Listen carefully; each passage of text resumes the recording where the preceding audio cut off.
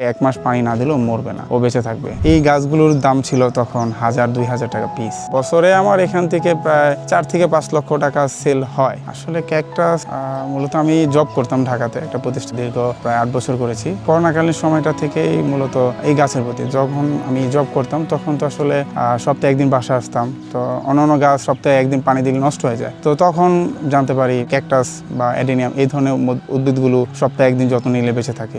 তখন থেকে এগুলোর প্রতি আসলে সংগ্রহ শুরু করা। জব ছেড়ে এসে যখন এটা নিয়ে করলো তখন কটু কথা তো শুনতে হয়েছে। আবার আম্মু আমাকে বলছে যে মানুষ তো ধরে পাগল বলে, এই ধরেন বালি ঠালি নিয়ে দৌড়ি এগুলো নিয়ে করা। আসলে শুরুটা আসলে সহজ ছিল না, যদি এখন কিছুটা সাপোর্ট করতেছে। যখন আমি শুরু করি, যে আমার হাতে এই যে গাছগুলো দেখতেছেন, এই গাছগুলোর দাম ছিল তখন 1000-2000 টাকা পিস। তখন আসলে গাছ কিনে শুরুটা আসলে হয়নি, তখন শুরুটা আমার মূলত বীজ থেকে কালেক্ট করা। গাছের জাত হিসাব করলে তো আসলে ওইভাবে কখনো কাউন্ট করিনি। তো আমার কাছে 300-400 প্রজাতি আছে কখনো, কিন্তু ভালো লাগা থেকে হচ্ছে আমি 2টা ভ্যারাইটিকে প্রেফার করি। যেমন যে পিছনে যেটা আছে কালারফুল ক্যাকটাস, আরও অ্যাস্ট্রোফাইটাম, এই 2টা জাত আমার পছন্দের তালিকা, এটাই সবচেয়ে বেশি কালেকশন থাকে। অন্যান্য 2-1টা করে অন্যান্য ভ্যারাইটি আছে আমার কাছে। বছরে আমার এখান থেকে প্রায় 4 থেকে 5 লক্ষ টাকা সেল হয়।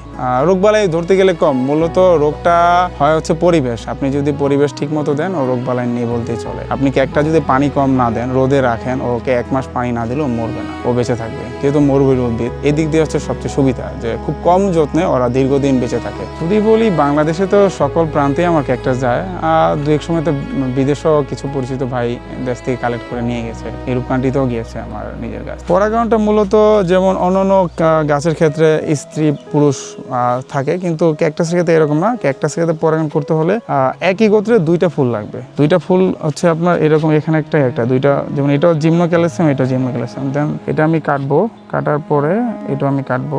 এই যে দেখতে পাচ্ছেন, এটা হচ্ছে পরাগ, এটা হচ্ছে এই গাছের বীজ, এটার পরাগটা আমি এটাকে মানে গর্ভাশয় বলে, এটা হচ্ছে পরাগ আর এটা গর্ভাশয়। এই গাছের পরাগ আমি এই গাছে দিয়ে দেব, আর এই গাছের পরাগ আমি এই গাছে দিয়ে দেব। দেন তারপরে এটা কিছুদিন পরে এই যে এরকম একটা বীজ হয়ে যাবে। এই বীজটা এই যে মোটামুটি পরিপক্ক হয়ে গেছে, তখন আমি বীজটা এভাবে কালেকশন করব। এই যে এটা হচ্ছে বীজ, এগুলো আমরা একটা কাগজে রেখে শুকিয়ে তারপরে আপনার এটাকে জার্মিনেশন দিব। দেন এটাকে আমরা যে একটা সয়েল আছে যে দেখতে পাচ্ছেন, এখানে আমরা একটা স্পেশাল মাটির ভিতরে করে এভাবে আর টাইট করে বীজটা এভাবে দিলে তারপরে এখানে আপনার গাছটা আস্তে আস্তে বড় হয়ে থাকে। এখানে আমরা 4-5 মাস রেখে দিই। এই যে দেখতে পাচ্ছেন, এটা মূলত আমার ক্যাকটাস সয়েল।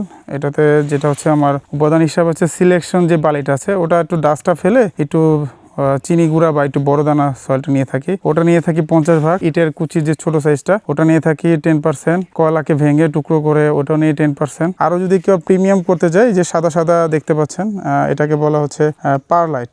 এটা একটু ওই কেজি হিসাবে ওটা দাম অনেক বেশি পড়ে যায়, 1000-1200 বা 1500 টাকা পার কেজি পড়ে যায়। এটা দিলে আসলে গাছের ড্রেনেজ সিস্টেম ভালো হয়, গাছের গ্রোথ ভালো হয়। আসলে গাছ তো অনেক ভ্যারাইটি, অনেক বয়সের গাছ আছে, তো জাত হিসাব করলে তো অনেক জাতি আছে। তো কিছু আপনাদের যেমন এখানে যে গাছগুলো দেখতেছেন, এগুলো সবই জিমনোক্যালিসিয়াম, বাট এগুলো তো হাইব্রিড গাছ, তো এগুলোতে অনেক কোড আছে। যেমন হচ্ছে জিমনোক্যালিসিয়াম মিয়ানোবিচি, জিমনোক্যালিসিয়াম টিরেক্স, পিঙ্ক ডায়মন্ড, তারপরে আরও অনেক কোড আছে, এগুলো কোডিং আছে। যেমন এখানে কিছু আছে বিভিন্ন হাওয়ারতিয়া, অ্যালয় ভ্যারাইটি, কিছু সাকুলেন্ট আছে এখানে।